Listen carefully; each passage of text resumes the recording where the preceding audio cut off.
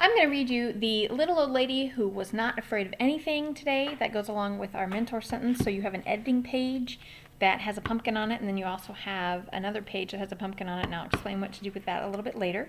But first, I want to read this to you, and while I'm reading it, I want you to be thinking about possessive nouns, so the nouns that have the apostrophe S at the end, and I also want you to be looking for contractions. They also have that apostrophe. Once upon a time, there was a little old lady who was not afraid of anything. So there she is. One windy afternoon, the little old lady left her cottage and went for a walk in the forest to collect herbs and spices, nuts and seeds. She walked so long and so far that it started to get dark. There was only a sliver of a moon shining through the night. The little old lady started to walk home.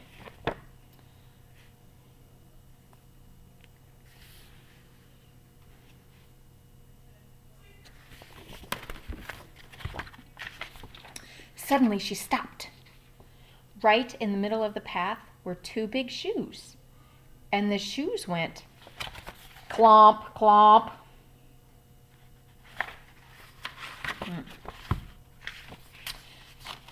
Get out of my way, you two big shoes. I'm not afraid of you, said the little old lady who walked down the path. But behind her she could hear two shoes go clomp, clomp.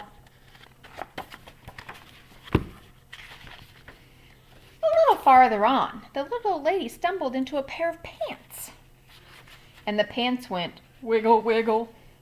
Get out of my way, you pair of pants. I'm not afraid of you, said the little old lady as she walked on. But behind her, she could hear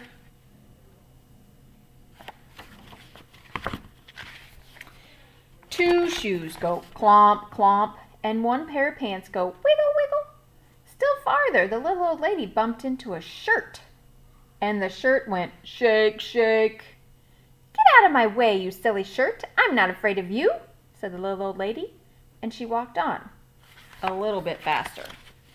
But behind her, she could hear two shoes go clomp, clomp, one pair of pants go wiggle, wiggle, one shirt go shake, shake. A little ways on, the little old lady came upon two white gloves and a tall black hat. And the gloves went clap, clap, and the hat went nod, nod. Get out of my way, you two white gloves and you tall black hat. I'm not afraid of you, she said. And on she walked, just a little bit faster. But behind her she could hear two shoes go clomp, clomp, one pair of pants go wiggle, wiggle, one shirt go shake, shake, two gloves go clap, clap, one hat go nod, nod. By now the little old lady was walking at quite a fast pace. She was very near her cottage when she was startled by a very huge, very orange, very scary pumpkin head. And the head went, I think you guys know, boo, boo. This time, the little old lady, she did not stop to talk. She didn't stop at all. She ran. But behind her, she could hear two shoes go clomp, clomp, one pair of pants go wiggle, wiggle, one shirt go shake, shake, two gloves go clap, clap, one hat go nod, nod, and one scary pumpkin head go boo, boo. The little old lady did not look back. She ran as fast as she could and didn't stop to catch her breath until she was safe inside her cottage with the door locked. She sat in her chair by the fire, and she rocked and rocked. It was so quiet in her cottage before the knock, knock on the door. Should she answer it? Well, she was not afraid of anything. So she went to open the door, and what do you think she saw? Did they follow her home? Two shoes go clomp, clomp. One pair of pants go wiggle, wiggle. One shirt go shake, shake. Two gloves go clap, clap. One hat go nod, nod. And one scary pumpkin head go boo, boo. I'm not afraid of you, said the little old lady bravely. What do you want anyway? Why, we've come to scare you. You can't scare me, said the little old lady. Then what's to become of us? The Pumpkinhead suddenly looked unhappy. What do you think is going to happen to them?